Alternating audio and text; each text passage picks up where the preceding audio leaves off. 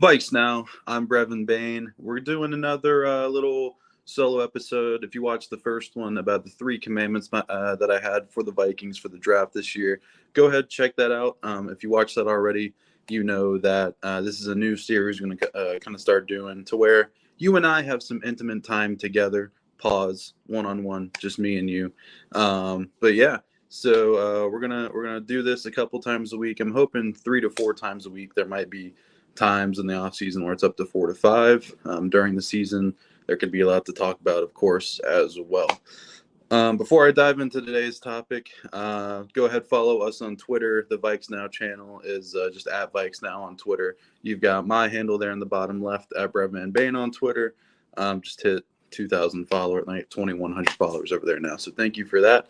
And on the scrolling ticker, you're gonna have to get over it. I'm selling out. Code Brev on SeatGeek saves you $20 off your first purchase.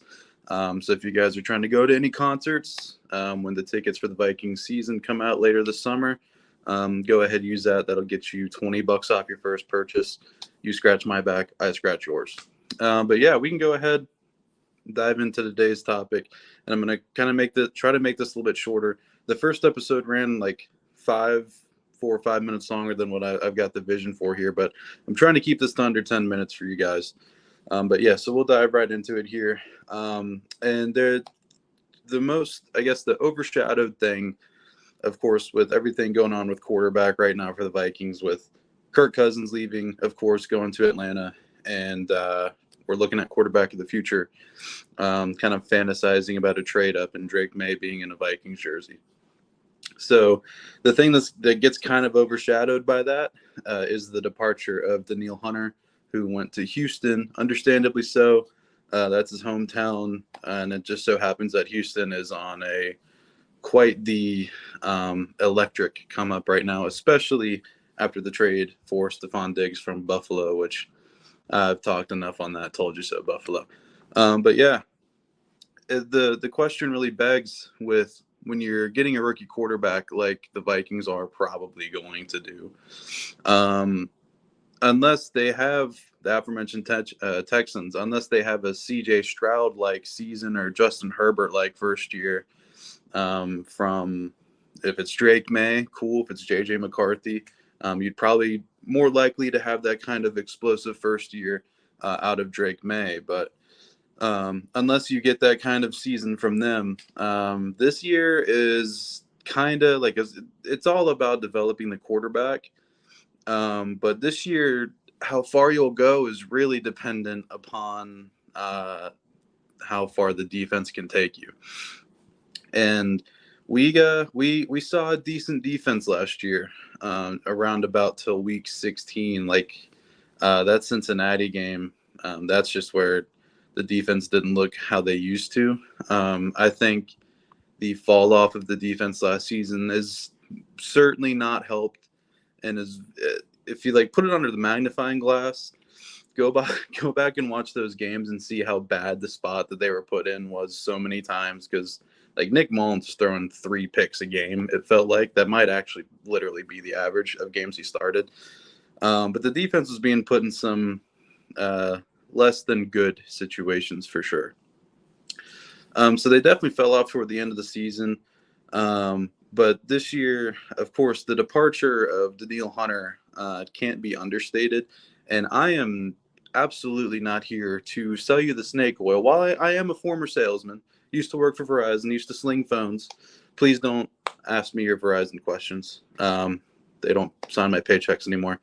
I'm not here to sell you the snake oil that the Vikings, like Jonathan Grenard, is a better player or even on the same tier as Danielle Hunter. He's not. Nobody that the Vikings could have signed in free agency or will draft in the draft could be on the same tier as Danielle Hunter, unless there's some kind of unreal year from Jonathan Grenard. And before I say everything I'm about to say, all of this falls under the context of you have to trust Brian Flores, and that's not like some crazy thing to do. I absolutely trust Brian Flores to put together a slightly above to above average defense when he's calling the shots. So I think the sentiment that, while Daniil Hunter going from Hunter to Grenard is certainly a downgrade. I think the defense. It's not crazy to say that the defense could be better in 2024. There's a misconception that Grenard is kind of like plug and play, copy paste. He'll do exactly what Daniil Hunter did, and that's not. I mean, on blanket terms, like yeah, he's going to rush the passer, but they actually played opposite ends of the line for their respective teams last year when Grenard was in Houston, ironically, and Daniil was here in Minnesota. But Grenard is not a plug and play replacement of Daniil Hunter. He's going to be on the other side of the line a lot. When you take in, so if you look at Daniil Hunter to Grenard, certainly a downgrade. But when you look at DJ Wanham to Andrew Van Ginkel is not like a top 10 edge rusher or anything, but I think that is certainly an upgrade. I'm not even going to say Marcus Davenport compared to Andrew Van Ginkel because, again, Davenport played 3 games, and he looked good when he did, but he didn't play. So I'm not going to make that comparison. So I think when you go from Hunter to Grenard, but you also go from Wanham to Van Ginkel, you're kind of right at where your pass rush was last year. And then you add in Blake Cashman to the mix. Blake Cashman is the definition of kind of a solid, unsung, do-it-all middle linebacker. He can cover effectively. He can play the run effectively. And playing the run, Jonathan Grenard, last season, just looking at last season, Grenard was actually a better run defender than Daniil Hunter was. So they were an okay run defense from what I remember last year. I don't know the exact ratings of everything and how much they gave up per game. But the run defense, I think, with these signings definitely went up a little bit.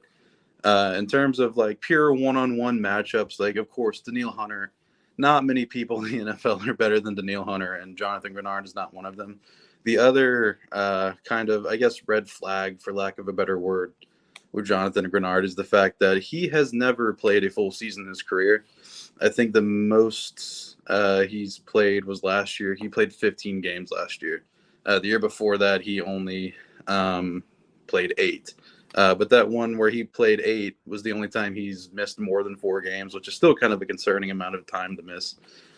But I don't think it's crazy to say that the 2024 Vikings defense can be just as good as it was, if not better, last year. Because you also had Shaquille Griffin, who's not great, but your cornerback room needed somebody, and Shaquille Griffin is decent enough. Again, this defense is not about who the corners are. While you want good corners and a good secondary for sure, it's going to be all about the pass rush and up front.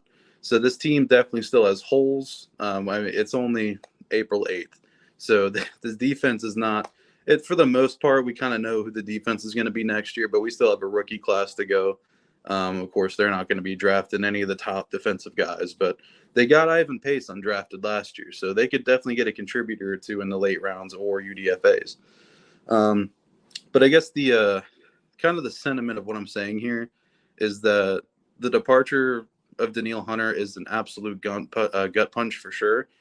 But if you take everything into account, I absolutely think this Vikings defense can get you to 7 or 8 wins. And remember, these aren't just Kwesi moves. This is not just Kwesi calling the shots with no influence. Brian Flores is influencing these moves. So Brian Flores more than likely is giving the okay on these guys. Of course, Kwesi has the final say, but this is Brian Flores saying, yeah, let's do it.